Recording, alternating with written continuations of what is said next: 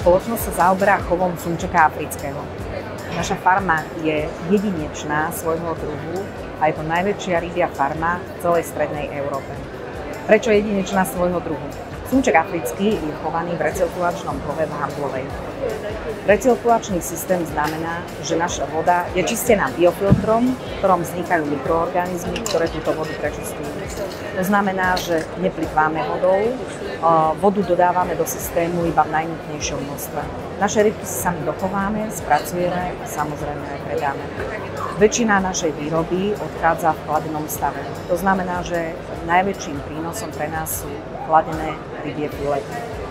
Pre našich zákazníkov sa snažíme ich pripraviť už v takom stave, že nemusia sa zaoberať hľadaním kostičiek, pretože sumček africký žiadne medzisvalové kostičky nemá. Naša údená fileta poskytne veľmi ľahkú a jednoduchú večeru pre každú jednu rodinu. Či už formou nátierky alebo pri posedení s priateľmi dokážete urobiť dobrý tatarák. Momentálne máme novinku na trhu, ktorú by sme vám veľmi radi predstavili.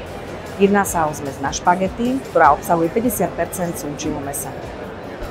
V prípade, že máte doma aj strávnikov, ktorí moc neobľúbujú ryby, je to pre nich úplne najvhodnejšia varianta. Zmes na špagety obsahuje 50% sumčieho mäsa, rajčinový pretlak, vodu, ejdam a samozrejme zeleninu. Takže dokážeme v jednej dávke a v jednej porcii nakrmiť a uspokojiť celú rodinu. Radi by sme vám znova dali do povedomia aj naše nátierky. Jedná sa o nátierku zo sumčeka afrického so zeleninou, s fazuľkou alebo s feferonkou a hlivou. Chcete urobiť svojim deťom najlepšiu desiatu a najjednoduchšiu a samozrejme aj zdravú? Naše nátierky sú vám plne k dispozícii. Naša klobáska zo sumčeka afrického je vhodná pre všetkých milovníkov klobás, ale v tej zdravšej variante.